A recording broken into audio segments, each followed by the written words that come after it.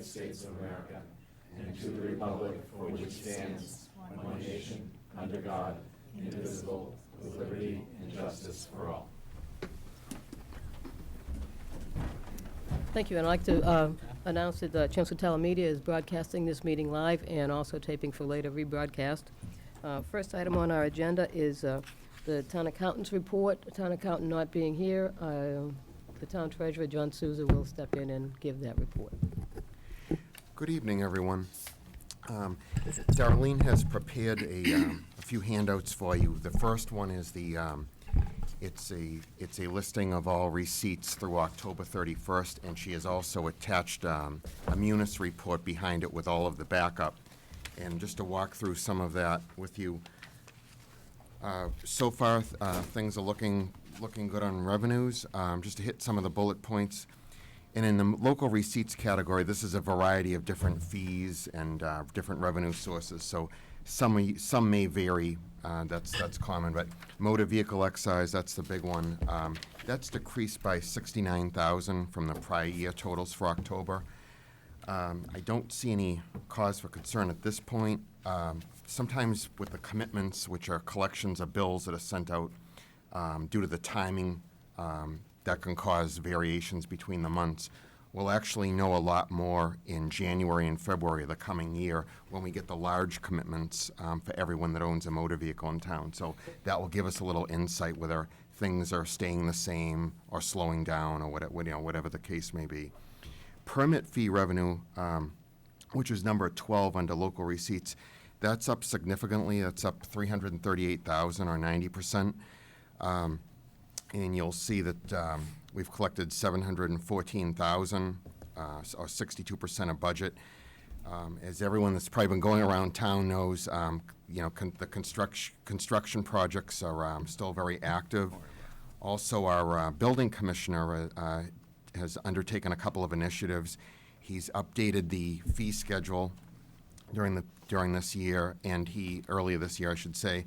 And he also implemented something called a final cost affidavit program, which where he actually goes out and audits. When someone pulls a building permit, they put down an estimated project value. He and his staff actually go out now and they check to see that what's being built is conforming to that, or if it doesn't, it's adjusted. So that could account for some of that. Hotel room tax revenue is 44% higher. As you probably know, we may have discussed it at past meetings. A lot of the hotel properties in town were undergoing renovations a year ago.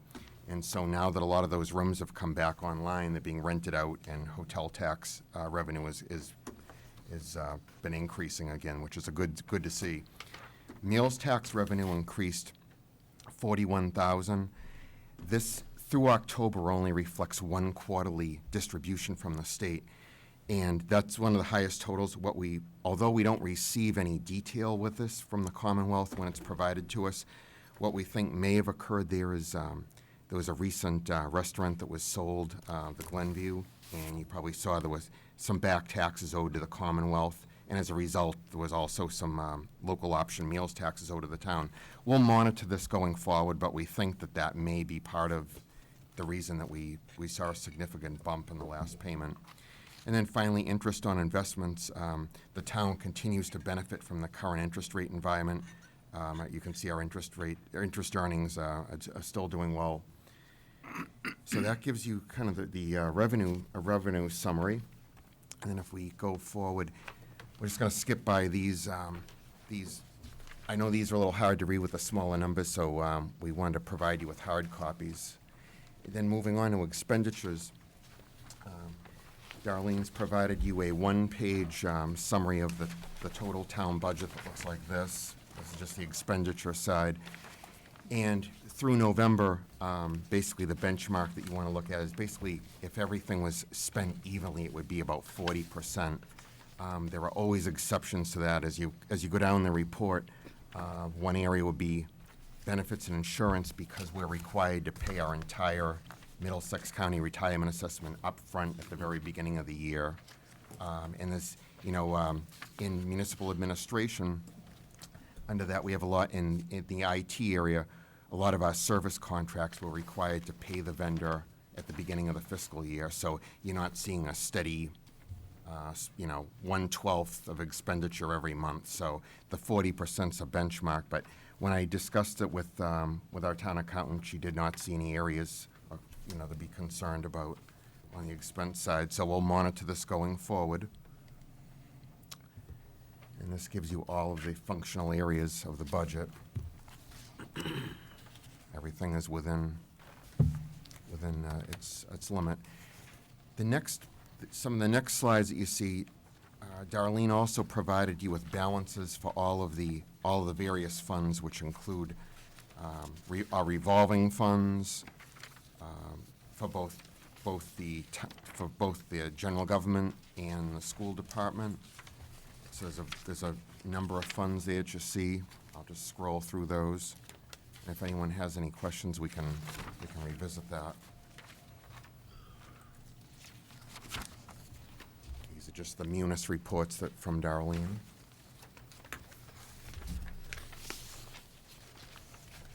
So that concludes the overview of year-to-date revenues and expenditures.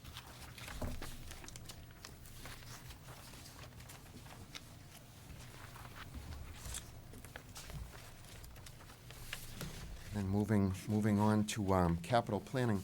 The Capital Planning Committee finished meeting, I should say, on December 9th. And the committee reviewed a total of 28 projects totaling over $4.8 million.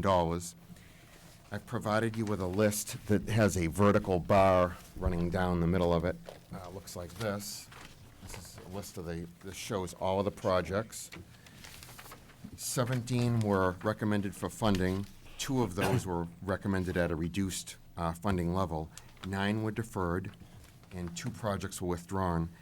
The committee voted to recommend a total not to exceed $3.8 million. And I'll go through the presentation in a little more detail. The $3.8 million, the reason it's a not to exceed amount is the school department and our municipal facilities department are going to work together to see if they may be able to achieve some savings on the school kitchen and the McCarthy Auditorium projects. So this first slide shows you the proposed funding level, just over $3.8 million. We have recaptured funds which come from prior year projects that are completed. That was a little lower this year than what we've seen in the past. It was just over $2,800. So the total amount to be financed is $3,803,450. This shows the breakout of all the projects by functional area. You can see that some of the notable ones would be the senior center is going to be doing a kitchen renovation. That building is 30 years old, so that kitchen's been well used over the years. Some of the other notable projects for public safety, that amount includes a couple of things going on with their public safety radio communications. There is a project that you'll see on the list that is going to replace all of the repeaters and some of the antennas, which are part of the public safety radio infrastructure system. This also includes funds to replace all of the portable radios that are used in the trucks and the ones that the individual firefighters have in the fire department. You also, as you read down the list, you have $875,000 for traditional infrastructure projects like sidewalks, road improvements, and then for the school buildings, the total is $1.62 million. That includes a number of upgrades for many of the school kitchens and also the McCarthy Auditorium that I talked about earlier. There's also a technology project that actually involves school security, enhancing that at Chelmsford High School for $270,000. This next slide is just to show some of the history, just shows over the years. And you can see the amount. Sometimes we receive questions on this. The amount varies from year to year. The amounts and the percentages that are funded that go to general government and schools. Quite honestly, some years if we have larger ticket items such as replacing a fire engine, that's going to limit the amount of funding that's available for other purposes. So when you look at the list, you see this year in '21, the school projects totaled just under $1.9 million. That's an increase from last year when we had 2 significant projects on the town side So it varies, the percentage and the dollars total. The committee has a difficult job, but we go through and try to prioritize the projects and recommend the ones with the highest priority for funding and the highest need, and the ones that have the most benefit to the town. John, can I ask a quick Sure. question? Is the reason that the recaptured funds is so minor this year is that the projects haven't been completed? It's actually, Darlene does reach out and talks to each department head. I would say the projects seem to be running closer to the budget To the than budget. some have in the past. She does contact the department heads to inquire whether or not the project is going to be closed out soon, or if they know it's completed. So I would say it's a combination of that. And we also, in prior years, we used to have bond premiums available whenever we'd sell bonds. And because we're treating those differently now, which actually helps the town, we don't have as many at the end of the year. What we do is, when the legislature passed municipal modernization reform, we now take the bond premiums and we use that money to reduce the par issuance of the bond. So the town's paying a lower amount of interest over the life of the bond, but it's a change because you don't see this big amount into recaptured funds, $200,000 or $300,000 in bond premiums, so Okay, that's a thank you. change, yep. So this just shows the allocation between general government and school department for capital over the years. The next slide is a non-excluded debt service projection, and you can see the reason this is here is this is basically how we fund a majority of capital in the town, except if it's through free cash, which is for special circumstances. And you can see that this year, our non-excluded debt service is $7.54 million. We're projecting that next year it will be slightly less. It'll be decreased around $21,000 to $7.52 million, and then decreasing slowly after that over time. So for the next few years, we see it, the non-excluded debt service being somewhere around 7.5 to 7.4 million, and then over time we see it declining. And then the next slide is just, I know you've seen this before, this is just to show, we've updated this. This just shows the age of many of the facilities in town, and it just really underscores, the need for many of these capital investments when you have, our newest school building is 1974 and so on. There are some newer ones on this list, such as the Center Fire Facility, but most, if you look through this list, the buildings are aging. So that concludes a summary of the capital plan. I do want to thank members. We had a number of members. We had Jeff served and represented the school committee. Amina represented the finance committee this year. And Virginia served as our liaison to the Board of Selectmen. And then also Jill Kenny served representing the library trustees. So we had a number of new people on the capital planning committee this year, but they Two worked new well citizen together. reps, And too. yes, thank you for reminding. We had two new citizen representatives, Mike Curran and Christopher LaValle. So we had a lot of turnover from the year before, but I think everybody, the group worked well together, and we were able to develop that plan. So thank you to them. Okay, thank you, John. Next on the agenda is the Neshoba presentation, so Dr. Pigeon. I think that John's going to bring you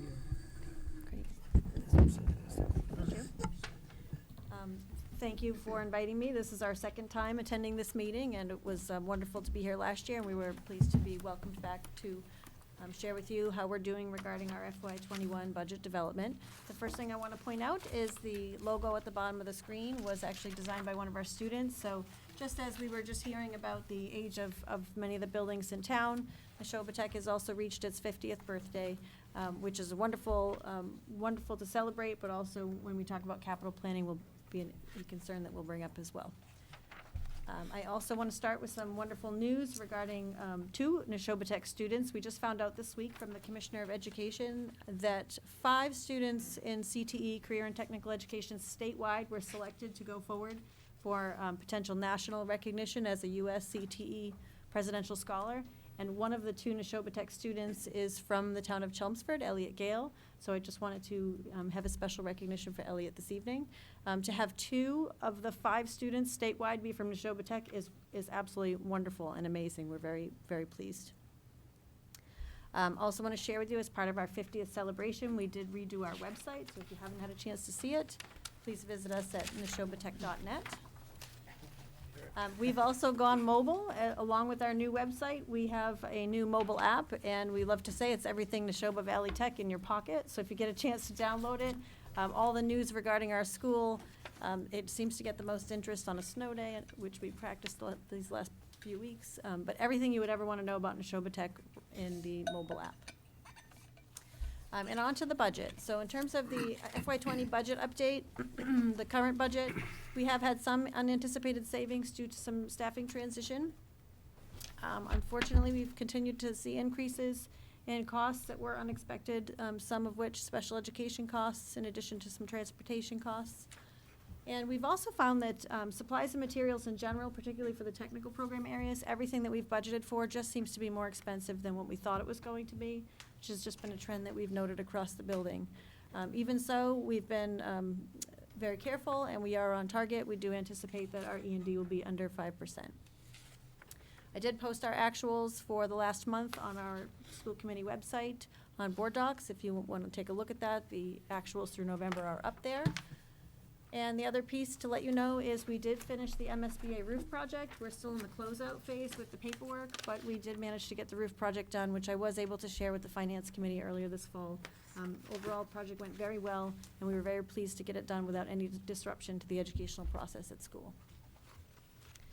In terms of district enrollment, looking towards FY21, we have had an increase in district enrollment. So after a couple of years of slight decline, we have had an increase of 13 district students and an increase of Chelmsford student population by 15 students. Some of our FY21 budget drivers as we move forward. Staffing, in terms of your typical increases with staffing, with level service, you're looking at about $230,000 of an increase, and that's your salary increases and your lane changes.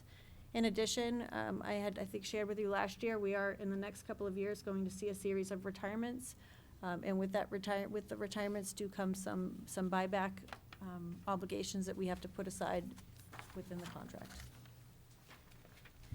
Other drivers for our budget as we move forward in preparation of FY21, not unlike some of the information that you're going to hear regarding the town side, because we do pretty much function as our own municipality, we do have to cover the cost of insurance.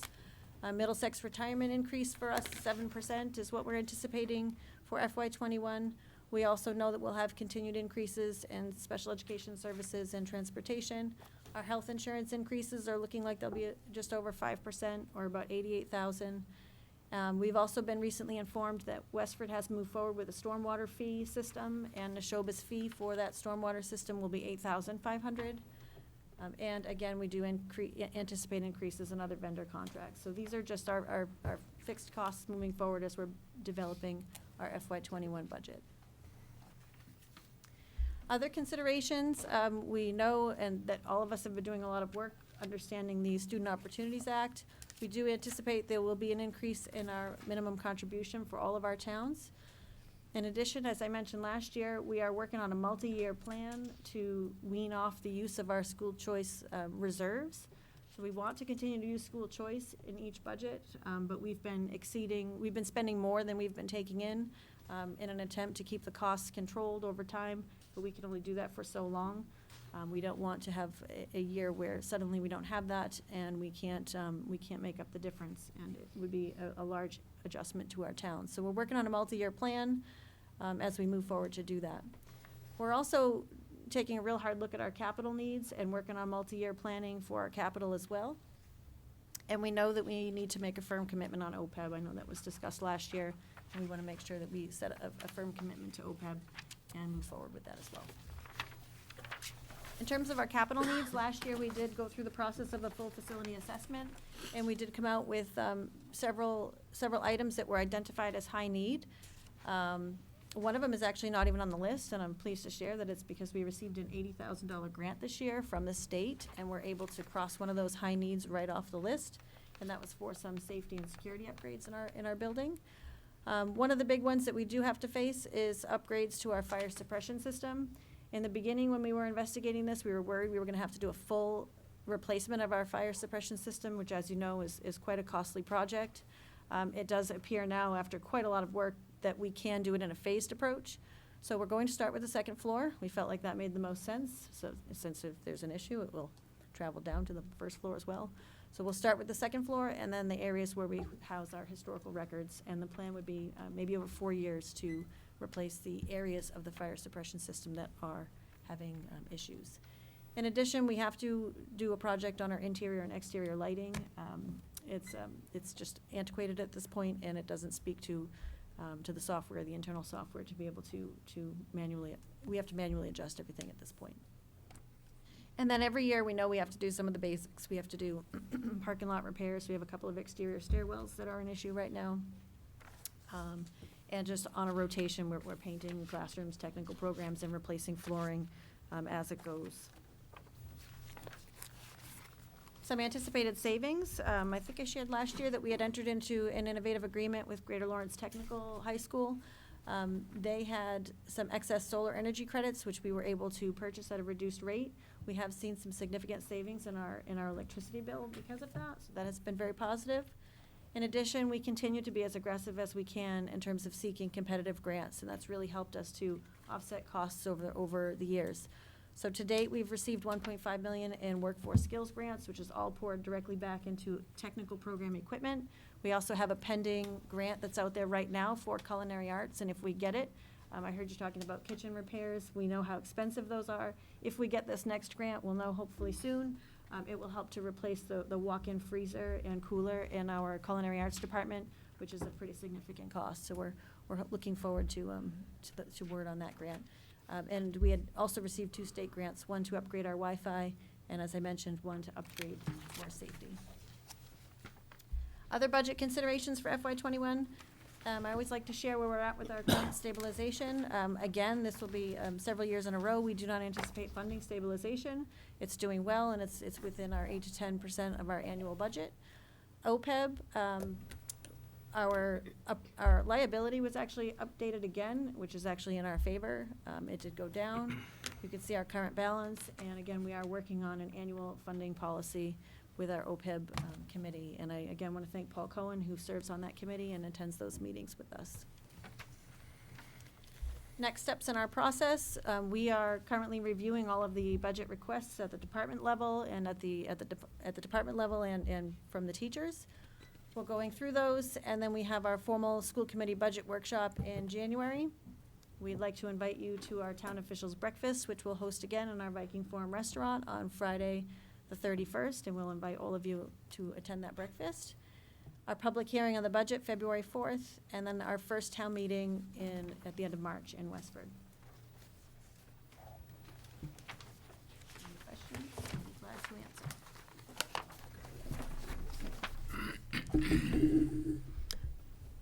Thank you. Next up will be Superintendent Jay Lang, who will talk about the Chelmsford Public Schools budget process.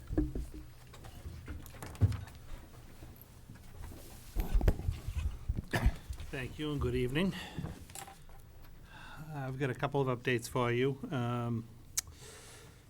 As far as the Chelmsford Public Schools is concerned for our current fiscal year and then looking forward to next year. So we actually just recently ratified our last contract with our teachers, which was our the only contract that was still in play for this particular year. So that was good. The teachers ratified it. The school committee did about a month or so ago. So we actually have set rates going into fiscal 21 for budgeting. So that's very helpful. We have one bargaining unit, our custodians, who are off cycle from the rest of the groups. So their current contract doesn't expire until June 30th, 2020. So we'll start negotiating with them sometime after the first of the year. But our other 4 groups are set through June of 2022, which is good for us. We'd reported at the end of the first quarter, sometime in the middle of October, our current budget for fiscal 20 is in good shape. We don't have any issues with the local operating budget at this point in time. We don't have any concerns with our revolving funds or grant funds at this point in time. Any of the grant funds we'd requested and incorporated into part of the budget came through, so there's nothing that we have to adjust at this time on that front. And we're also midway through our individual department and school meetings as we put together our budget for fiscal '21. Typically, that work happens November, December. In January is when we refine our recommendation. Excuse me. And then at the end of January, early February is when I'll present a recommended budget to the school committee. Later in February, they'll actually hold a series of budget meetings, which will ultimately go forward to town meeting. From time to time, we get asked about different pieces of funding within the schools, and here are a few slides that I've just updated each year for you that people have found helpful. One of the things that people always look at is where does Chelmsford fall in line with some our comparable communities and then also state averages. And this first slide just shows where we stand as a percentage of exceeding net school spending. And you can see on this front, we have 10 comparable districts. The Department of Elementary and Secondary Education actually determine who your comparable districts are. These aren't districts that we just select, but it's based on geography and makeup of district, ELL population, free and reduced lunch count, school makeup and composition. So you can see that we actually exceeded net school spending by 38.6%. We're near the top in this particular grouping. Statewide, the average district exceeded net school spending by a little over 25%. These are our comparable districts: Natick, Wakefield, Billerica, Ashland, Easton, Mansfield, North Andover, North Attleboro, Marshfield, and Melrose. This is all information that's available on the DOE website. We also have the ability to go in and just select whatever community we'd like to be able to do some analysis with, and we will from time to time do that. The second slide is something that we always look at internally when we're taking a look at our student-to-teacher ratios to make sure that we're on par with our comparable districts as well as our other Merrimack Valley partners. And you can see here, most of these next few slides, we're right about in the middle. So we are actually slightly higher than the state average. On this particular chart, you actually want to be at the top as opposed to the bottom to have a healthier student-teacher ratio. So you can see Mass average is 13 to 1. We're slightly over that at 13.4 to 1. And we're in the middle of our comparable districts on this particular chart. When it comes to average teacher salary, again, of our comparable districts, we finish in about the middle at a little over $78,000. The Mass State average is a little over $80,000. So we are below the Mass State average, but we're in the middle of our comparable districts. All of this data is most currently available for fiscal 18.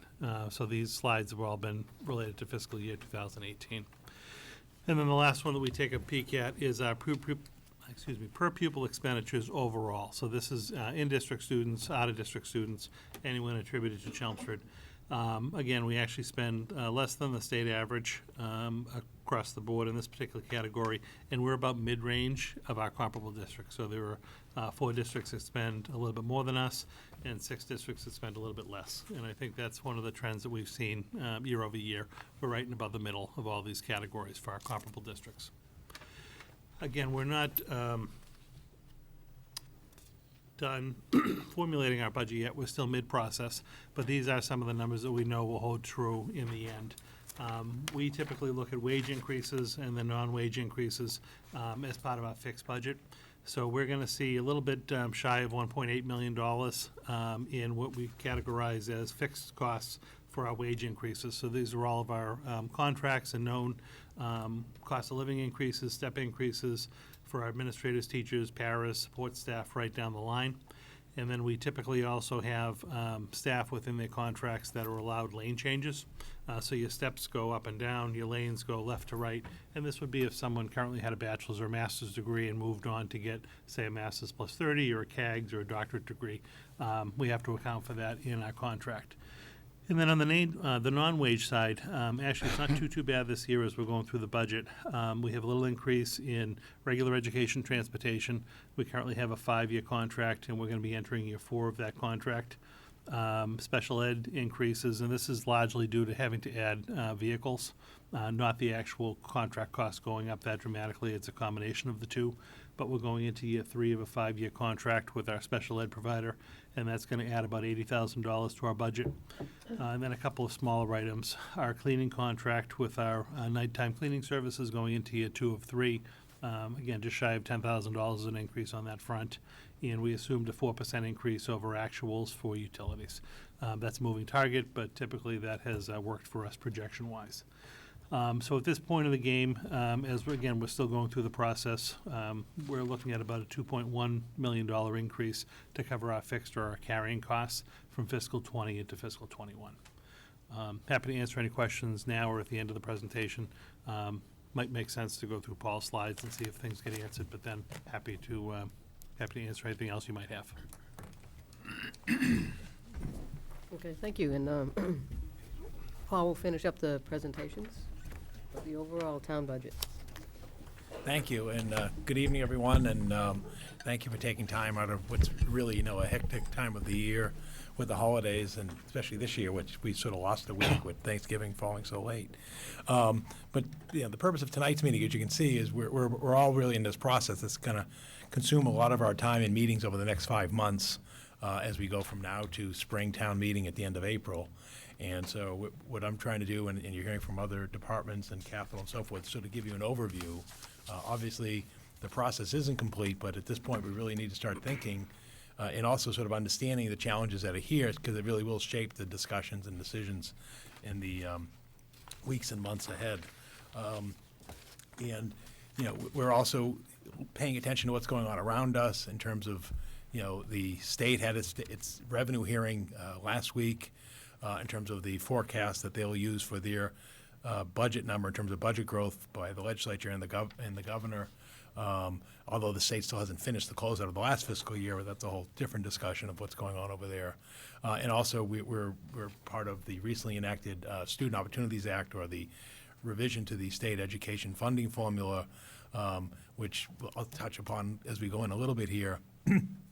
But really, we really won't get a good handle on that until the governor comes out with his budget in January, which will be based on the new law, and also has some items that are sort of off budget, such as how will he be funding circuit breaker, how will they be funding charter school reimbursements and so forth, because it's really sort of unclear in terms of how things will land. As you may recall, when the legislature adopted the law, they really didn't release any funding projections at the time they were debating it. And also, it's a law that has no funding mechanisms. It's really subject to annual appropriation.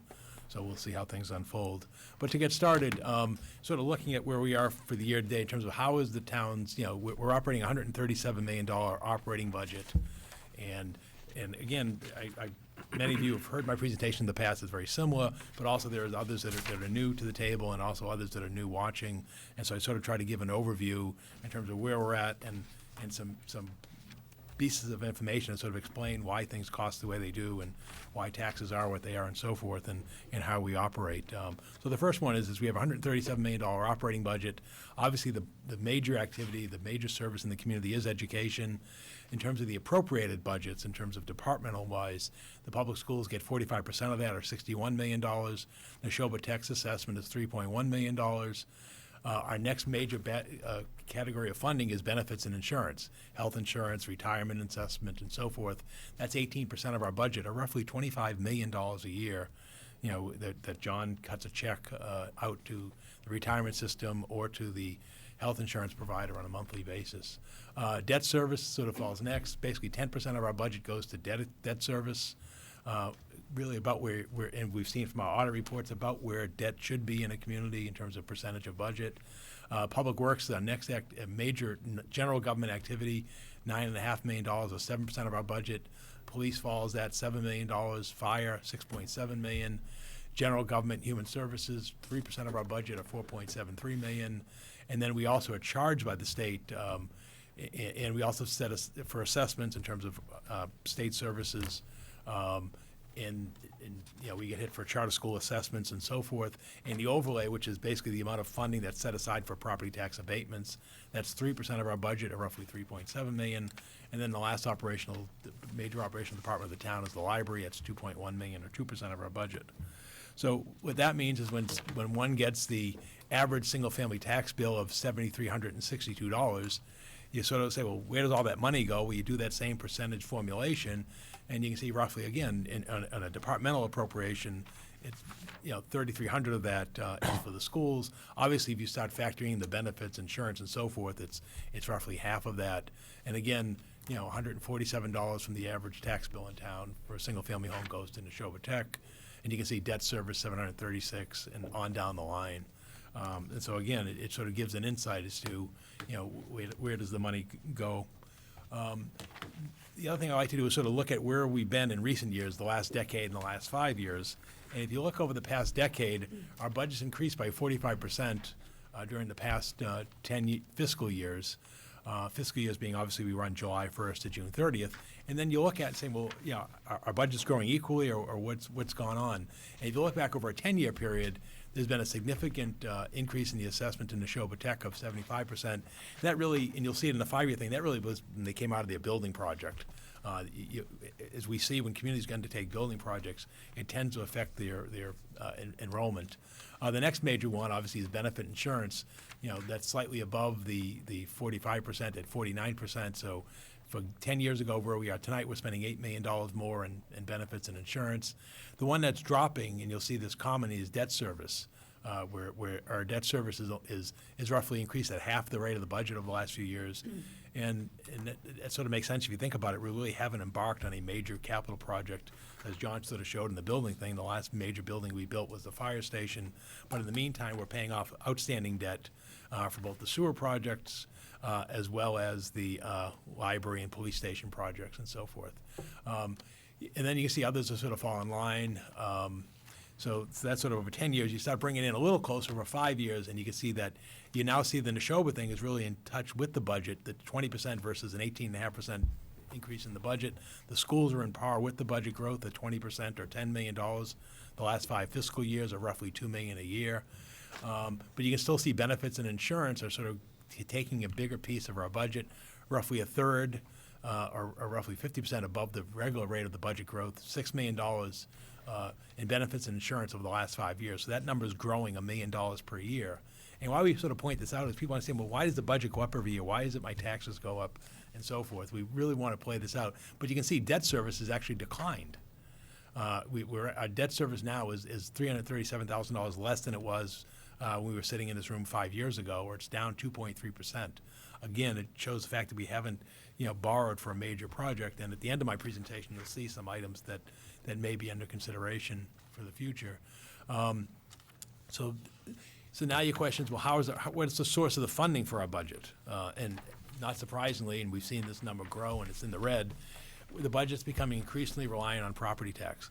77% of the town's operations are funded through the local property tax levy, or $106 million we now assess and collect from the community. You can see state aid is now down to 13% of our budget at $17.4 million. Local receipts is $10.4 million or 8%, and then available funds from other funding sources such as enterprise funds and so forth make up the remaining balance of the $137 million. You look at that, well, how is that changing over 5 years? And again, you can see the big number that's growing is the property tax. 21% over 5 years. Obviously, you're getting the 2.5% levy, plus you're getting the new construction growth in the community, whether it's people putting additions on their homes or building new multifamily apartment buildings, so forth. And you can see state aid, it's not even growing at 2% compounded over 5 years. And certainly, not even at the rate of inflation, and I'll touch upon that a little further. Local receipts is up, just over 11%, and again, available funds at roughly 2%. Another item in terms of what is the tax valuation within the community, this was discussed at last week's Board of Selectmen meeting when they were setting the tax classification in terms of how to allocate the property tax in the community. And you can see the residential valuation continues to grow versus commercial valuation. We're now at 82.63% for the year we're in right now. The bills will be going out at the end of this month. Happy New Year, everybody. I'm sure you'll be thrilled. Basically, the commercial valuation has now dropped from 17.37%. And we discussed this the other night. What residential valuation is, that includes residential, what you'd call investment property. So if they're building those new apartment buildings over on Turnpike Road, even though that's a commercial investment because they're leasing apartments, that's considered for the state's purposes and for the valuation here as residential because it houses residents. So again, certainly the pace of residential home appreciation, condos and so forth is appreciating greater than that of commercial properties. So that explains the growth in the valuation. You now look at the average single-family property tax bill. As we're waiting official word, but from everything we have, these numbers are sort of what's expected as an outcome because the state's done a preliminary. We're just waiting for the official sign-off, which will be in a few days. But at this point, you can see that the average single-family home in this community is now, the valuation of that has now increased to a record high, $447,553. The tax rate this year we expect to go up by 10 cents to $16.45. The average tax bill will go to $73.62, which is an increase of $361 from last year. And where we rank statewide, 1 being the highest single-family bill to 351 being the lowest, we expect that we'll be climbing into the 60s again as a result of where we stand at this point in time. So you can see over a 5-year increase, the average single-family tax bill has gone up $1,000 or 16.32%. And again, it shows you that shift towards residential values. Again, you start compounding numbers. So that's sort of where things stand. And again, we'll expect official word from the Department of Revenue at the state within a few days. And that'll give enough time for the bills to be printed and mailed by the end of the month. Oh, Yes. you remember if the rate was set for the commercial? What was the rate number? 22. 20, was it 22. 22? No. It was, No, that's the the split was 22%. Oh, I'm sorry. I didn't, Don't have that I exact don't, number we can with pull me. that up. I don't have it off the top of my head. All right. But I know, as George said, it was a 22% split. It went down from 27% to a 22% classification split. Thank you. So the point I want to emphasize, and I've kind of touched on it already, is the declining local aid we're getting from the state government. You can see that if you look back over the last 10 or 5 fiscal years, in terms of Chapter 70, the education funding from the state, we're not even getting an inflationary increase. Go back over 5 years, it's 8.21%, less than $1 million. It's roughly half of the inflation level. Even if you go back over 10 years, it's better. But it's still less than 2%, clearly on a compounded basis. What's happened in the last 5 years? You have a different governor. This governor has tended to fund the unrestricted general government aid, which is a lower cost category than Chapter 70 educational aid, and the legislature has obviously passed budgets that has that amount. And again, even if you can just see, even going back to the year 2000, 20 years, things were funded at a stronger amount earlier in this millennial than they were in the last decade. That's why you can see an 81% increase in 20 years, but only a 21% in 10 years. And then unrestricted general government aid, in real dollars, we were actually less than we were in fiscal year 2000, believe it or not, going back a few recessions. Again, you can see the dollar amounts here are roughly half of what they would be for Chapter 70 for the town of Chelmsford. But you can see those amounts have been consistent in the last 5 to 10 year period, in 19 or 20% over those periods. Again, slightly down if you use compounding. And I want to take a moment and to talk about the recently enacted state education funding reform law, or the Student Opportunities Act.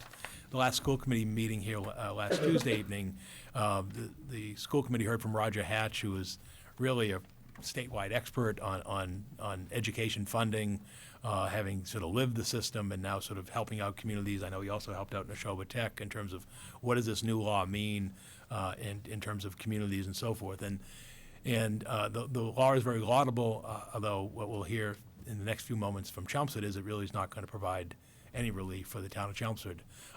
What the law does is it provides a $1.5 billion in K through 12 public education funding over the next 7 years. However, as I mentioned earlier, the legislation is unfunded and is subject to annual appropriation in terms of available state revenues. what it clearly does is it targets state funding to school districts that serve students who are from low-income households and who are English language learners. These students are often located in gateway cities and other urbanized areas. And again, that's the laudable effort, and that really was in response to the threat of litigation that was out there in terms of the idea that every student in the Commonwealth should have an opportunity to have a fair and appropriate level of education. And that goes back from legislation, back in the 90s and even before. And the other thing that the law does, it does update the special education circuit breaker program to include out-of-district transportation costs, which will be of assistance to Chelmsford and all communities. And finally, the thing that's notable and really what we're looking at in Chelmsford is it guarantees each school district a minimum increase of $30 per student in state aid every year. And so what we heard from Roger Hatch and I think anybody else who's looked at it, there are probably about 140 or so communities who are basically at this minimum increase, including the town of Chelmsford. And so we should only expect to receive additional state education aid in the amount of that $30 per student, which we're roughly 5,000 students in the district. You're talking $150,000. Which is about 1.4% growth, which is obviously less than inflation. And think of 150 versus the numbers the superintendent just spoke of earlier that approach $2.1 million. And so, the decision's been made, the funding plan is in for the next 7 years, and perhaps there's a hope that the legislature would increase funding above $30 per minimum. It is a guaranteed minimum. It doesn't say it's the maximum. But obviously the state has its challenges, as we hear about nightly now in terms of the MBTA and MSBA and other issues that are part of state tax revenues, not to mention their cost of benefits for human services. So again, if you look back over the a 15-year period for state aid, you can clearly see in the item to note here is the right-hand column, the state aid as a percentage of the town's budget has diminished back 15 years ago in the year 2000, fiscal year 2005 to 15.4% of our budget, now down to 12.7% and likely heading further south. So again, you only have a 38% increase in state aid during the last 15 years. Again, that's not even 2% compounded. We know there's items such as benefits, insurance, special education costs that clearly exceed 2% per year, never mind contractual obligations and so forth. So clearly state aid is a declining share of the town's budget and will continue to be And as Dr. Lang mentioned, we all look at comparables and obviously, as he noted, and I got the same data from the DESE website, Department of Elementary and Secondary Education. You look at the Chapter 70 funding for comparable and neighboring school districts, and as was noted earlier, we're right around the middle. That bold column, we're $11.2 million. You can see there are some communities that are similar to Chelmsford. Again, that's why they're the comparable towns. And also at the bottom three, I put 3 neighboring communities, which we often look at. And also these metrics here look at the population of the communities, the income per capita, which shows the wealth in the community, the equalized valuation, which is property wealth per capita in the community. In other words, what's the value of the property, real estate property versus the capita in the community, and then their enrollment. And the one that always sticks out at us, and it was even discussed the other night when Roger Hatch was here, was the town of Westford. Clearly they have the highest in the chart in our comparables in terms of highest per capita income of $62,000, where we're $53,000, and they have higher equalized property value per capita at $200,000 versus $166,000. And then you say, well, wait a minute, why do they get $17.1 million in state aid and we get $11.2 million, even though we have roughly 5,000 students apiece? And the answer is twofold. One is timing. Westford's growth occurred during the previous funding formula, which rewarded communities back in the 90s on their enrollment growth, and that's how the formula was targeted. But the other fact is that even though Westford's equalized property value per capita is greater than Chelmsford, Chelmsford has greater property value as a whole. In terms of, you look at the total commercial property in the town of Chelmsford versus that of Westford, where our commercial districts and values are larger, and so that's what's used in this Chapter 70 formula. So you could just give you a sense of where we're at. And again, going forward, you're really not going to see a lot of movement on these comparable communities, other than perhaps a community like Drake, which, because of the income measure, you can see they're at the other end of the spectrum in terms of per capita income. they'll get more than the $30 per student. But most of the ones that are similar to Chelmsford, the Westfords and the Natics and so forth, you're looking at $30 per student in state aid. In terms of budget priorities and how we go forward, again, these have been my standbys and sort of my values as we go forward. Clearly, what we provide and the essential service we provide in the community is education, and then it's strongly followed by public safety, which includes fire, police, and public works. Obviously, snow and ice removal and so forth. That is part of public safety, as we noted last week, and may note again on Wednesday morning. And capital infrastructure, as John spoke of earlier, and then health and human services is what we provide. Like, obviously, we're a human service organization. We sort of dive into a little bit in the schools part in terms of public schools funding, and as Dr. Lang noted earlier, our required net school spending versus budgeted, we're roughly 35%, as noted earlier. So again, we're appropriated $72.4 million in this current year for school expenditures, and again, that's above the 61 that I mentioned earlier, because there are other departmental costs that go into school operations, such as benefits, facilities maintenance, and so forth. And you can see that we've been around that 35 or so percentage for the last few years. We talked earlier, and you heard earlier from the superintendent in terms of enrollment. We up until the current fiscal year, which aren't officially posted, but we know from the superintendent's office and school committee meetings, their enrollment actually did turn around slightly this year, but we've been in a period of enrollment reduction in Chelmsford and across most communities across the Commonwealth. Although, if you did watch the school committee meeting a while back, you're starting to see the enrollment coming in at the lower levels now. I believe right now the second grade class exceeds 400, which is the largest grade in the system. So you still have declining enrollment at the high school level, but you're seeing it coming in the elementary levels. And obviously, as you continue to turn over the housing stock with more of a healthy real estate market, that may continue to happen. You can see the number of teachers were relatively static in the last couple of years. And as he noted, the student-teacher ratio, about 13.3.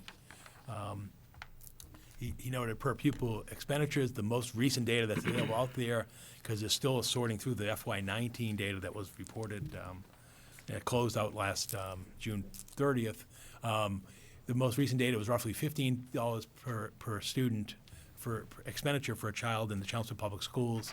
My sense is, if you look at that in terms of now go ahead 2 fiscal years to where we are today and what we're spending today, it's probably roughly approaching $16,000.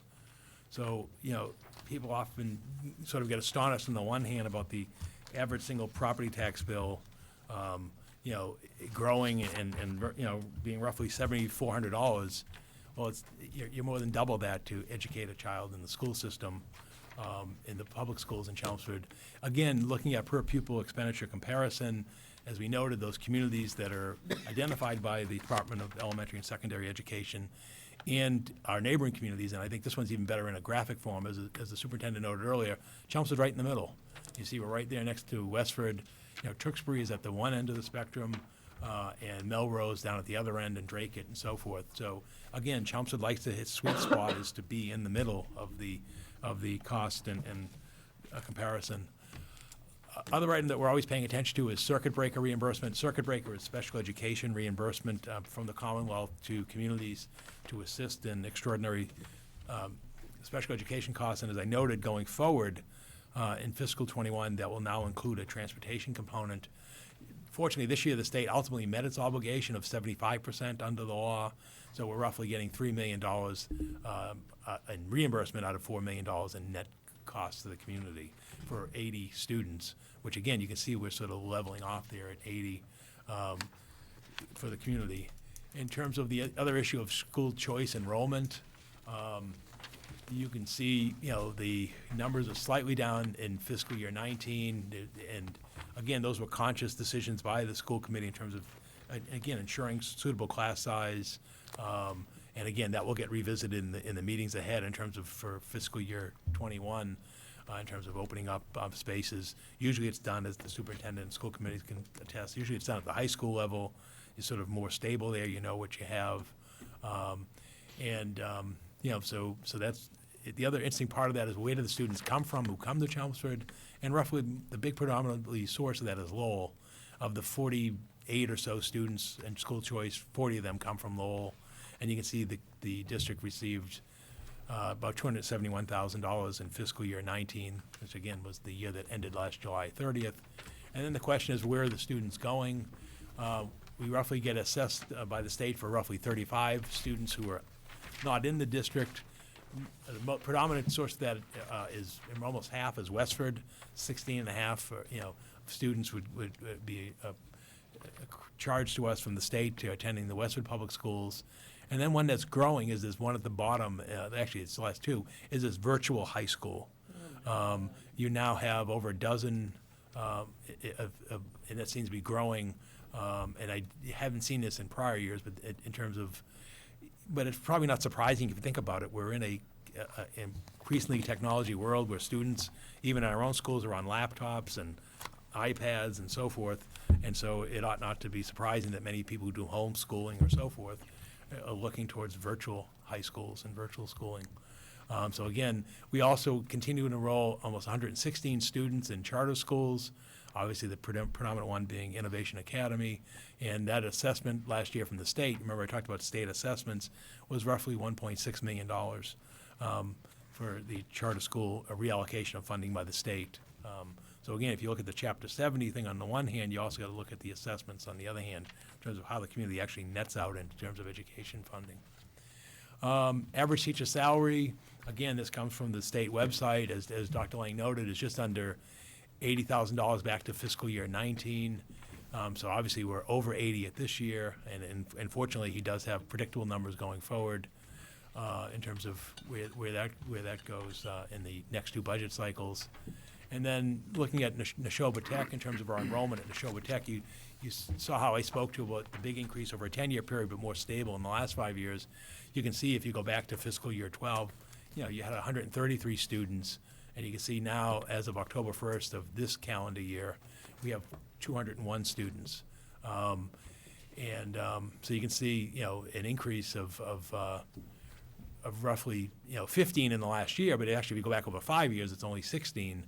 So last year, we were in a good position. We were down 12 students in terms of the assessment-wise, in terms of how we budget for it. Now we're over 201.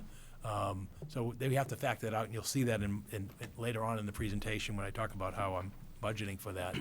In terms of per pupil expenditure, the most recent data that's on the Department of Elementary and Secondary Education indicates that the per pupil expenditure for Neshoba Tech for fiscal year 18 was over $20,000.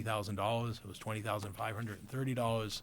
Again, technical schools and high schools tend to run higher than full school systems or elementary. You've got the multiple teachers, the programs, the technology and equipment.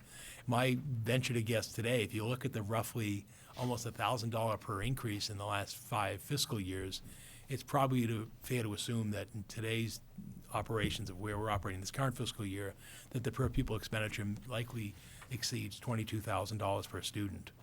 So again, it just sort of puts into perspective that, we're now in fiscal year and soon to be in a month from now in calendar year 2020, and those are the costs in today's world. It sort of also puts into perspective college costs. If you're looking at sending kids out and saying, geez, what's it costing me to go to the state university? Well, look what it's costing us to send kids to public high schools and public vocational schools. And again, we're not housing these students, we're just educating them. General government full-time employees, we're constantly looking at this. Again, things are relatively constant there on the general government side. Again, this doesn't count enterprise funds, so the stormwater operation, which is new, which has its own funding source and self-contained and budgeted, pays for its own benefit, everything else, that's not including these totals. This is general government, police, fire, library, and you can see we're not, we're a couple up from where we were the prior fiscal year.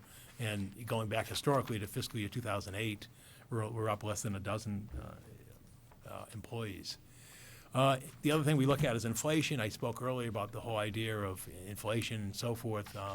Last calendar year, 2018, was a tough inflationary year, 3.3%. These measures only get measured every other month, so the most recent data we have for the Boston Consumer Price Index is 1.1% through September. Again, we won't see the November numbers for a few weeks out.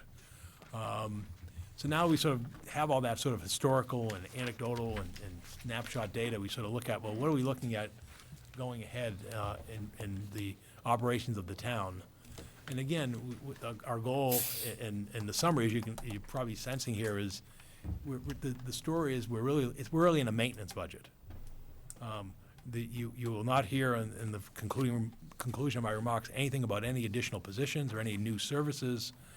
We're really in a maintenance operation, and the idea is to maintain the quality of the local government services that we provide while we meet some fixed cost challenges from either labor costs, retirement assessments, health insurance, a lot of things you heard from Neshoba earlier this evening.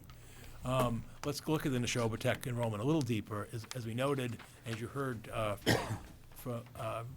earlier, the enrollment at Neshoba Tech increased by 15 students from the town of Chelmsford, while the district's total enrollment increased by 13 students. That means our increase was greater than that of the entire district, which means when the assessment gets proportioned by percentage of enrollment, we're going to pick up a greater share. So even if the budget were to stay static, if they were to provide a level dollar budget, we're going to pay more cost than Neshoba Tech. And that I can do as a mathematical exercise. I can look at their budget for the current fiscal year, take what had been our 29.11%, and then change that to 30.82%, and the numbers spill out. So when I look at that, those numbers, and recognizing that they're having cost increases they described earlier, what I'm banking on right now is roughly $350,000 increase in the assessment to roughly $3.45 million. Again, I think it's reasonable, but again, it's a number we've got to account for in the budget. And I'm trying to be fair. They've got to go through their assessment process. We'll see the discussions that take place in the several weeks ahead, and obviously have the budgetary analysis. But as I'm sitting here today, I'm putting aside sort of as we're for planning purposes $350,000, just to give an overview.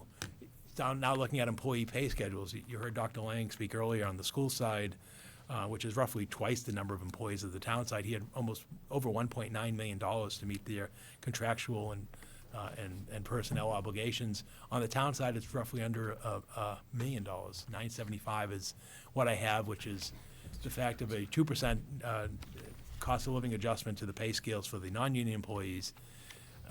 Sadly, on the town side, we have only 3 of the 7 unions have reached a collective bargaining agreement for the current fiscal year, never mind the upcoming fiscal year.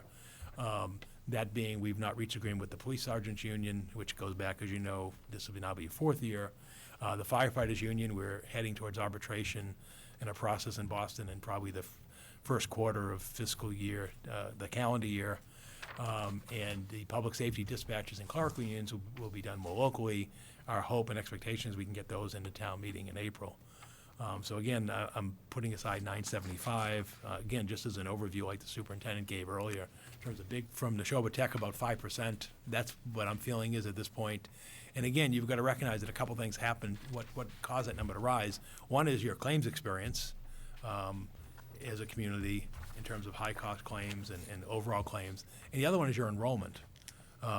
If you've got increasing enrollment, you're going to have to meet those costs beyond the percentage increase in premiums. And I'll touch upon that shortly, particularly increase in retiree enrollment. So we're, at this point, I'm using a 6.1% number, or roughly $750,000. We hope to have clarity on our health insurance rates in late January. We're not looking at any plan design changes. We are already at the state benchmark in terms of what's known as the most subscribed benefits plan as determined by the Massachusetts Group Insurance Commission. So we're not looking at any significant plan design. And if you may have noticed at the end of last week, the director of the Group Insurance Commission for the state will be departing, I think, this coming Wednesday, which sort of came unannounced and unsurprised. So I think we're not anticipating much changes in the state health insurance plan design or program. It's also coming into an election year, and generally you tend not to have any kind of major shifts given that you're months away from an election cycle. So again, we're really not seeing anything in terms of plan design because we're already at the benchmark. but we are seeing some issues in enrollment. And in this chart that John assembled for me, we track our subscribers because we're invoiced monthly. We also track them monthly. Good news and the bad news is, the good news is on the terms of full-time employees receiving health insurance benefits, we have the same number of full-time employees, health insurance subscribers that we had going back to 2008. You saw earlier, we talked about the number of employees being roughly the same. So again, if you go back over 12 fiscal years, you're roughly 665. The big growth is in retirees. In 2008, we had 737 retiree subscribers. We're now up to 918. So where we had 1,400 total health insurance subscribers, we're now at 1,583. Obviously, retiree health insurance premiums are less because they're Medicaid-based and so forth, but it does matter. Obviously, you see this also in the Middlesex assessment as well. Is people's actuarial tables are expanding and so forth. You're seeing that longer impact on the subscribers and subscriber growth. You look at our health insurance plan, and this is something we really want to be mindful of.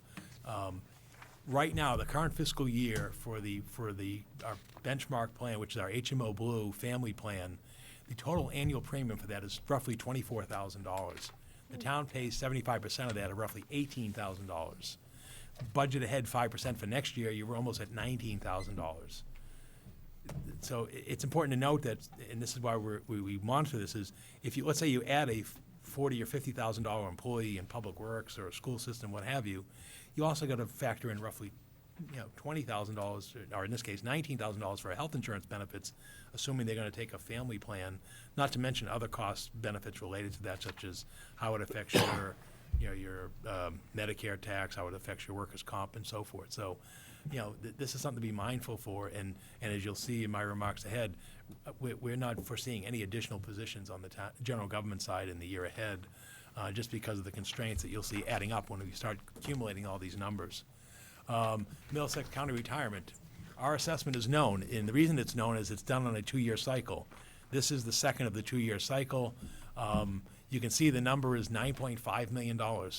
So next July, John will cut a check to Middlesex County Retirement System for $9,511,562.00. Right, John? Not gonna give many cents. And so this is an increase. This is an increase of $639,000. So again, just opening up the doors in July as if the year didn't end, that's a cost increase of 7.21% that moves forward.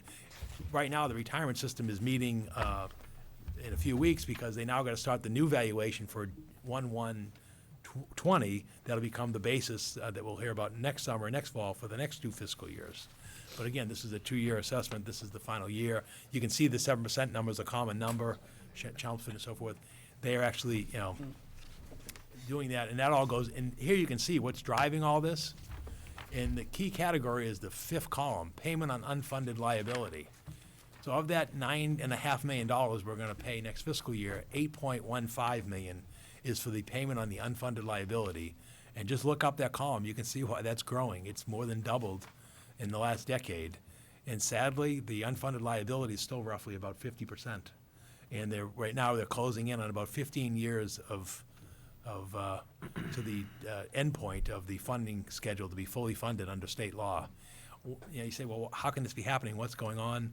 2 things are happening. One is the actuarial table is affecting them. Second of all, the funding schedule was based upon historic rates of stock market returns that were 8.125 and so forth. What they've been doing is they've been reducing those expected rates of returns to get down below 7%. So again, you start doing a actuarial or a payment funding schedule, you start compressing your rate of return, and you're still getting cost drivers on the other side in terms of the actuarial table going the other way. You can see how they're sort of spinning their wheels in terms of the fact that after all this time, in fiscal 2021, we're still getting hammered, and there's no other way to describe that. $639,000. And again, if you look at the return this year, it's a relatively good year, but the market didn't return 7%. And they do a smoothing system where you don't want the fluctuations on every 2-year schedules. So they actually smooth out the returns and over a multi-year period. So again, it's a real major cost driver, and one likely that we'll see if it does meet that 2035 target schedule at the end of the day, because it becomes a backbreaker on communities, particularly in a when you start hitting an economic downturn. And why I say that is I know it from experience. 30 years ago, when I started municipal government in the year 1990, the unfunded liability was scheduled to be paid off in 2018. Well, here we are in fiscal 2021. We're now at 2035. And so again, what's happened is they provided municipal relief in the state as well to itself during difficult economic periods, and certainly it's reasonable to expect that likely would happen again over the next 15 years. Another concern is solid waste and recycling costs. Not sure how many of you have caught this in the media, but this is a statewide and regional problem. The state's not permitting any new landfills, and they're not building any new, nor are they permitting any new trash-to-energy plants. So what's happening is you have a vibrant economy. The existing landfills are either being closed or diminished in capacity, and even the burn facilities, like we send our stuff to Haverhill, and there's one in Andover, you have ash waste that comes out of those plants that has to be disposed of. We're now in a situation where that's becoming a financial challenge, much like the recycling challenge was for a couple of years ago when China closed its market to recyclable materials, the so-called China sword issue, where they weren't taking our plastics and paper and so forth, and the market was just dead, and you were basically it was cheaper to incinerate your recyclable materials like cardboard than it was to recycle them. We now sort of got the 1-2 punch of the landfill market, and as we sit here today, there are no plans. So what are cities and towns doing? They're doing basically two things. One is three things. They're trying to increase the recycling to avoid the tipping fee costs that are now roughly $70 per ton. And when we're talking to our alternatives at the burn facilities, those contracts today are being signed in the $90 per ton range. And that's spot market as well. So it's not, and in fact, they like municipal trash obligations because we're consistent. We don't ride as much as you would in a spot market with the economy. And it's a consistent flow, consistent schedule. But right now, those contracts are going up roughly, 20% or so. We're in the last year of the contract, and we're having discussions with them now in terms of do we extend and blend, meaning do you extend the contract out and then blend the increase to step it up, or do we just go to the last year of the contract, which is fiscal 21, and then have a bigger hill to climb when it comes to 22? As I said, the other thing that communities are doing is they're shipping their waste out by rail to landfills in Ohio and West Virginia and so forth. The problem with that is that it really, thus far, doesn't appear to be an economic benefit in terms of cost, because you're now paying the cost to ship it either by tractor trailer or rail. And then it also comes a question of liability. The one good thing about it is when we send this material from Chelmsford to the burn facility in Haverhill or the previous facility that still exists in North Andover, you know where it goes, you know where it's gone. If it goes out by rail somewhere, we're hoping that it goes there, but more importantly, you don't want the liability for cleanup.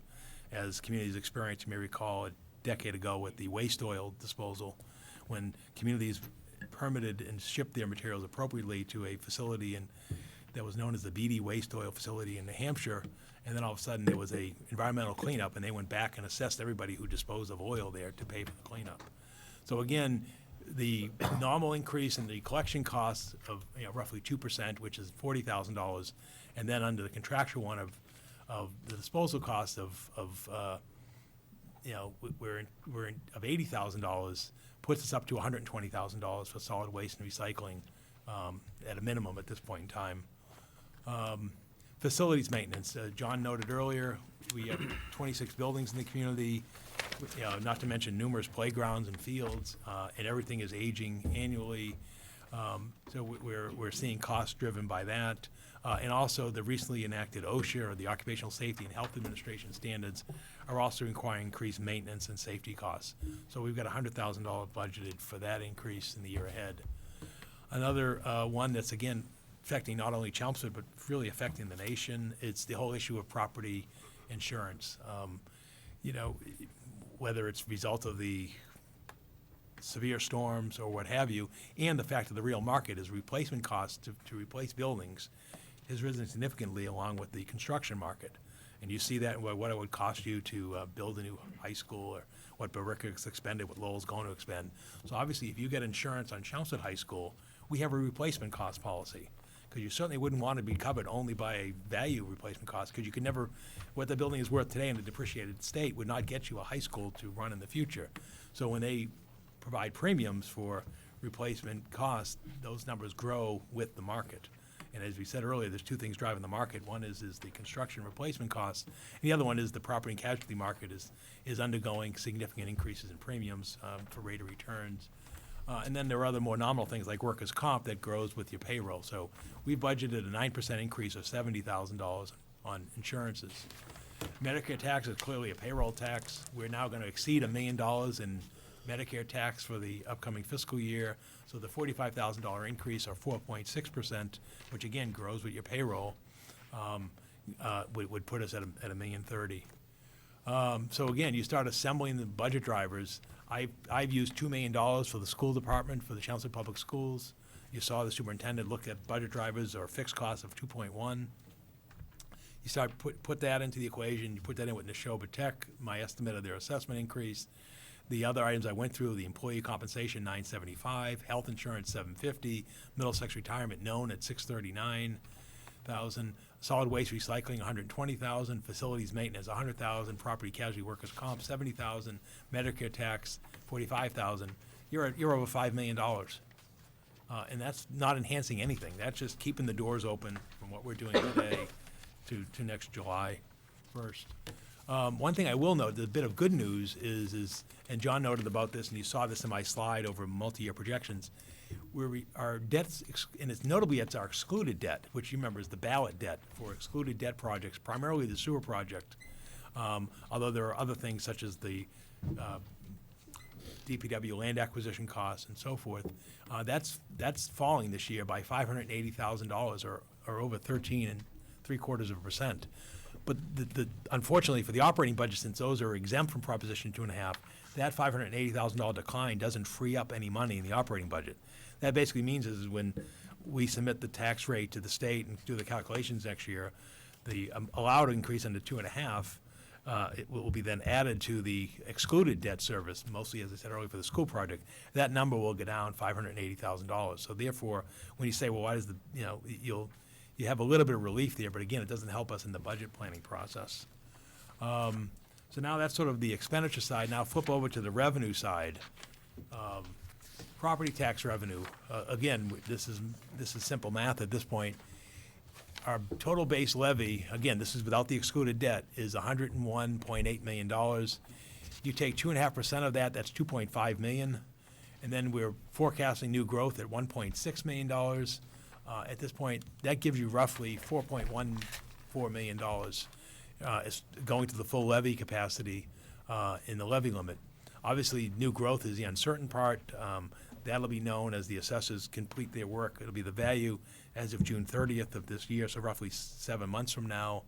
It is a reval year, so they'll be out doing investigations in the upcoming year after that, but it does at least that number seems consistent, particularly if you look over what it was for this year we finished and also in fiscal year 19.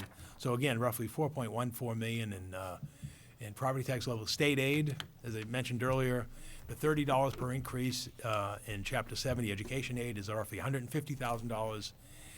The other big local aid category you saw, general government aid, what's known as unrestricted local aid, that budget in the Baker administration has always grown to match the increase in the growth of the state budget. As I mentioned earlier, they had the state revenue hearing last Wednesday at the State House. The numbers fluctuated from 1.3% to 3.9%. I think a good estimate at this point, and they'll actually do a vote on this in the weeks ahead, would be roughly 2.5%. It's not going to be a 3. It could even be slightly less than 2.5%. So if you're using 2.5%, that's $135,000. So there's $285,000 in additional money from the state side. The other categories, as I said, are more in flux in terms of Yeah, and some of them aren't even direct monies that go to the towns, like school choice tuition. It's not a local revenue source, it's a restricted fund for the schools, similar with library aid. It's what they call the direct offset, but it's counted in what you call the cherry sheets or local sheet estimates. So again, using those two major categories, $285,000 from Chapter 70 and general government aid. Looking again, and I'll reiterate this point because it's so important to look at, this is our Chapter 70 education funding history over the last decade. And I guess the big category, as I mentioned earlier, how it's not keeping pace with inflation or compounding, is that right-hand column. When you're at $30 per student or 1.38%, it's not getting you anywhere. And you can see the multi-year trend. And also the fact is with this new law, it's likely going to be the multi-year trend going forward. So again, diminishing support from the state and our partnership with education. Local receipts, John touched upon this earlier with his analysis. As we look out to fiscal year 2021, now again, we're talking the year that's going to begin 7 months from now, in July of 2020 through June 30th of 2021. So it's a ways out there, but you've got to budget, you've got to estimate. We're estimating roughly an increase of 415,000 or 4% in local receipts. And the numbers that are significant there are highlighted in red, but they're also probably the most volatile ones. Motor vehicle excise, we're estimating 5.5 million, where it's 100,000 more than the current year's budget. It's roughly what we've collected on average the last couple of years. The downside of that is if there is an economic slowdown, people can discretionarily hold off on the replacement of new vehicles. So that gives you a little bit of pause, but you can't, so with this assuming a slow growth economy like we've had for the last decade. The other big one is permit fees. As you can see, we're budgeting $1.2 million. Again, it's not the peak, which is what we believe we've passed the peak in fiscal year 19. But again, that's another thing that fluctuates directly with the economic cycle out there. Again, what we're seeing on the town side to date is mostly residential construction, particularly multifamily. And so at some point, we'll see. But anyway, we're rough 1.2 million. And then John noted earlier about the hotel tax, about the fact that, we've seen the investment in the hotels. Most recently, that had the ribbon cutting last week at the Element up in Drum Hill. So again, you can see we took quite a dip down to 361,000 back in fiscal year 18. We're now budgeting at 425. So again, 10.84 million, or roughly $415,000 increase. So again, you add up these three revenue sources, property tax, state aid, local receipts, you're at 4.8 million, which is a 3.5% increase from the $137 million we have right now. So now you do the comparison, looking at the budget cost drivers of just over 5 million and the additional revenue of just under 5 million. And again, this will all get smoothed out as we do the detailed dives into the budgets over the next few weeks with departments and so forth. So the outcome, and as I alluded to earlier, is fiscal year 21 is going to be a rather unexciting or budget year in terms of you're not going to see any proposed service enhancements or additional employees because there's really no means to address those. Going back on the school side, as I mentioned earlier, I'm allocating $2 million as we're sitting here this evening in terms of this calculation for the Chelmsford Public Schools. That would be the same amount as the past 2 fiscal years. And, you can see it amounts to a 3.28% increase. Again, hopefully, I don't think that's going to present a burden because there are some other items that I mentioned earlier when we were talking about the Student Opportunities Act that are sort of not in the appropriation that do come into assistance, such as if we do get some assistance on special ed transportation as part of circuit breaker, that will provide some relief on the special ed size. And also, we're waiting to see what the charter school assessment, supposedly they're going to provide the full amount under the law in a 3-year step-in. So again, that will help us. Just a closing thing, and again, we talked earlier about Chelmsford and comparisons and so forth and costs and comparable communities. Again, the most recent data that I have, and it came from the Mass Budget and Policy Center in terms of, well, how does the state compare to our comparable states or nationwide? And the consensus is, and you probably have seen this in some of the discussions, some of which came up in the Student Opportunities Act, because they are going to re-examine Proposition 2.5 to see what impact it's having in terms of education funding, particularly local contributions. But the bottom line is, it no longer is Massachusetts. You know, the amount of state and local taxes paid in Massachusetts, as measured by personal income, and you saw this, I had the same graphic a year ago, it's roughly on par with the national average, and we have lower taxes in Massachusetts than 17 on the other states. It's also lower than most other northeastern states, such as New Jersey and Connecticut and so forth. So, again, what's happening here is not unique, certainly to Chelmsford or certainly to Massachusetts. One thing I want to close with is looking at, there are some significant capital projects. We keep talking about aging buildings and so forth, but there are some issues that as we age, that are going to have to be addressed. They're not in the capital plan. They're not in the budget. They may get addressed next fall or next summer as we start getting a better handle and seeing where we're at. But we really need to be planning on the resurfacing of the senior center parking lot. Again, that's a 30-year-old facility. It's starting to wear, and that has to be addressed. The high school tennis and basketball courts are at the end of their useful life. We sort of had to do an emergency Band-Aid, I guess, last summer so that the basketball program could actually take place. And we'll probably have to Band-Aid it again this year, which gets more costly because it continues to deteriorate. But we really need to be planning for, and hopefully perhaps next summer at fall town meeting, if we close out our free cash and so forth, there's funding available. We really need to examine those facilities because, again, they're at the end of their useful life. Same thing, the school committee last meeting talked about putting together a committee, which I would be a member of looking at the renovation of the high school plateau, or the raised athletic fields behind the high school across from the stadium where the Carson track is and so forth. So that's a planning process that has to be done. The other thing in high school is the high school boilers. Those are 20 years old. We're going to look to see if MSBA, I haven't listed it here because I don't know what the MSBA criteria is going to be this year. Basically, the MSBA has an accelerated repair program, which we're doing the Southborough School roof on. Traditionally, that has done roofs, boilers, and windows. However, the demand for that program is so significant now that last year they didn't fund any window replacements, and we're not sure what the criteria would be. Obviously, they're going to do roofs first, and then boilers, then windows. Obviously, that's their priority. We just don't know that if a 20-year boiler will meet this year's threshold for replacement. If it does, we'll go for it, get roughly the 50% reimbursement that we'll get for the Southborough School roof. So we'll bear in mind with that. And also another one to note is the situation of the town's fire stations. The Selectmen just received a report in the last month from a consultant who examined the operational as well as physical condition of the town's fire stations. John's chart, going back there, shows that all of the town's substations were built, in the case of the North Fire Station, was built in the late 1950s, I think it was 56, and then the other three substations were built in the 60s. We need to be planning and actually doing something on that.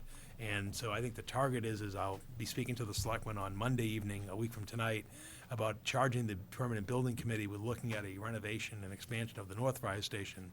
Because whatever happens in the future of the town in terms of station alignment and so forth, there will be a North Fire Station, much like we know there's a Center Fire Station. And so that's probably the place to begin because, we really do need to go there. I mean, those stations were not built for, 24-hour man coverage. They certainly don't have the space for both genders as well as to adequately house a full fire complement. So again, those are challenges that are out there. You heard me talk earlier about the town's excluded debt. I'm not of any illusion that we're going to get another debt exclusion in the foreseeable future. However, it's still mindful of the fact that, as John noted in that chart, about 3 years out, we do see a decline in non-excluded debt, and that may be something that we're targeting in the future. So again, in summary and conclusions, fiscal year 21 will present financial challenges. Not that all budgets aren't challenging, but you can clearly see that we didn't get any breaks this year. There's no on the one hand, as we can see as we're sitting here today, we're getting relief from this. We sort of saw all those items that are coming in and hitting us in terms of, the budget drivers. You'd see there was no list of budget relief other than the excluded debt, which doesn't provide any operational relief. So, we're talking about, using the limitations to fully of Proposition 2.5 with no significant operational changes. Local aid from the state is significantly diminished, as we touched upon earlier. And again, we shouldn't expect more than the $30 per student in education funding. So again, the message is we need to be budgeting carefully in the months and weeks and months ahead. We'll expect that we'll continue to utilize the fullest extent of the property tax, which, as you know, is a growing share of the town's budget. Again, with no indication of relief from the state.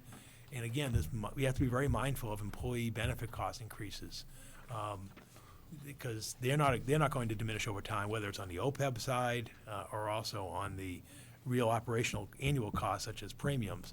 So the concern is that even through regular staff exchanges, retirements, new people coming in, or through additional positions, you start having a change of, 4 or 5 employees, you now got a 6-figure impact on your budget of $100,000 because of the true cost of employee benefits.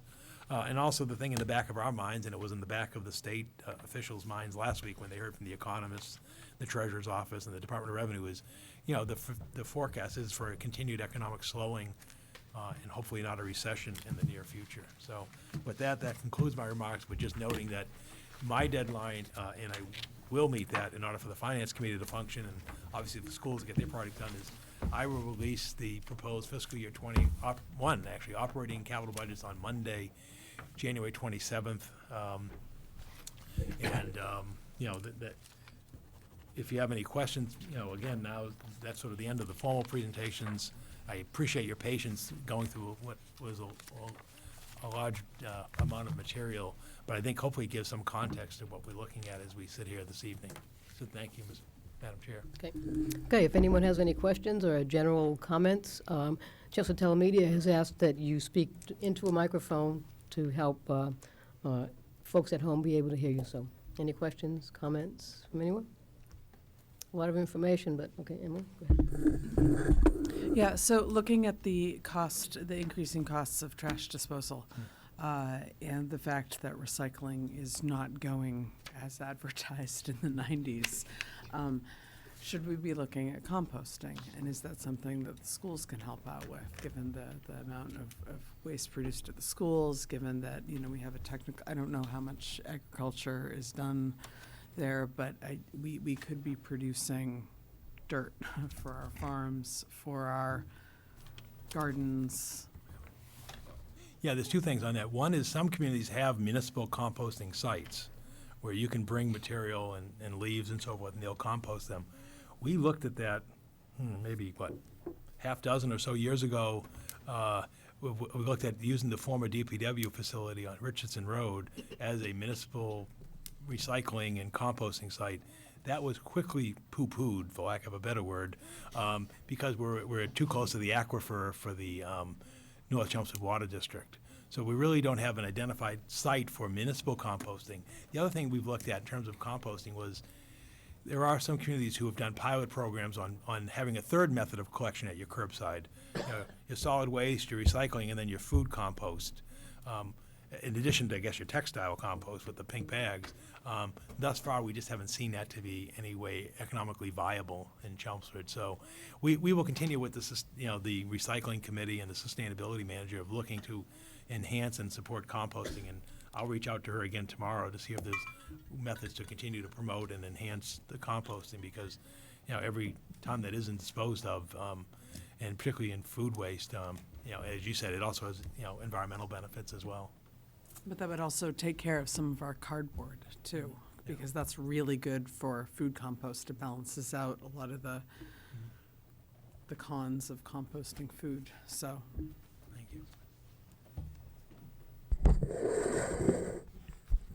I just wanted to ask, do we charge the maximum percentage on the meals tax and the hotel tax? Yes. We're at the max. We're at the max, yeah. Yeah, the meals tax isn't discretionary. It's only 0.75%. The hotel and rooms tax, we tax the full amount.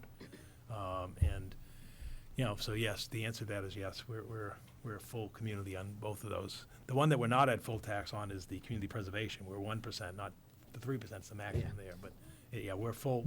We're all in on meals and room tax as a community. And again, we're hoping to see some increase now that the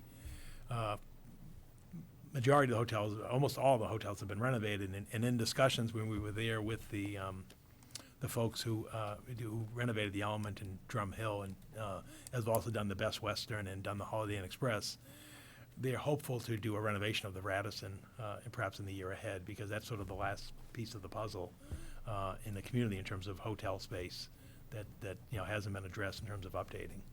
And so again, if that were done, that may help us as well. But you wouldn't see that obviously for a couple of years, because they would probably try to stay open during renovations, which is a tough thing to do Right. in a facility like that, because the unique thing about that hotel is it is really the only function space.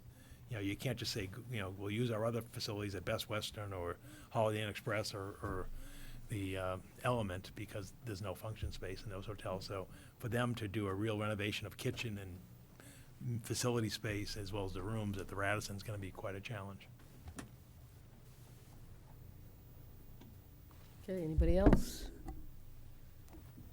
Well, as Paul said, the next steps are next month, we'll get the detail budget, the end of the month, first to the board, right, Paul, and then to Yep. the finance committee, and Yeah, then- we'll get that out the last Monday in January. I know FinCom, we usually want to start a little bit earlier. We can get them started with some of the departments. As you can see, it's not going to be a very complex departmental process. And we received our budget submissions like the schools has already. We got ours at the end of October. We focus a lot on capital right now in terms of getting that process complete. But John can tell you that there really isn't a lot out there in terms of novel requests from the departments. It's more a lot of the miscellaneous items going forward. So I'm sure we can get the FinCom off to a start whenever they want to get going in January, and then clearly you'll be done in time, without any major hurdles. Also, just, in terms of the major warrant, there really isn't anything major in terms of items that we see at this point in terms of the overall warrant, which I know the Finance Committee also examines. Paul, when are we targeting for the springtime meeting, first night? The first night is described by statute. It's the last Tuesday in Last April, Tuesday in April. which is April 27th this year. So we'd go April 27th, April 30th, and Monday, you then mean. May 4th if necessary. So again, that's prescribed by statute, by the town charter. Last Monday, bylaws. not Tuesday. Last right? Last Monday in April, Yeah. yeah. So we'll have the budget out the last Monday in January. That'll give ample time to get your books out to print by the beginning of April. Mhm. Yeah, everything shifts a couple days this year because of the leap year. Once you get past the end of February, everything's off 2 days from last year's schedule. Okay, anything else? And again, just in a closing note, it's not, just one last closing note, it's not an exciting thing here, but if you look at what's going on in the papers, Westford, as they noted, that's their first community in the district, in the Neshoba district, that goes to town meeting in the end of March. If you saw in the press recently, they're having the same type of discussions and a little bit of frustration there in terms of, they recently passed an override to fund schools, and here they are up against it, a couple years later. So again, it's helpful to put in context what's happening here. It's really no fault of anybody in the room or those who support us in the room. It's just the realities of what we're facing in contemporary times. So, and thank everybody for your time and attention this evening. Okay, thank you. Motion to adjourn? Second? Okay, a motion and a second, all in favor? Aye. Thanks, everyone, for coming. Thank you.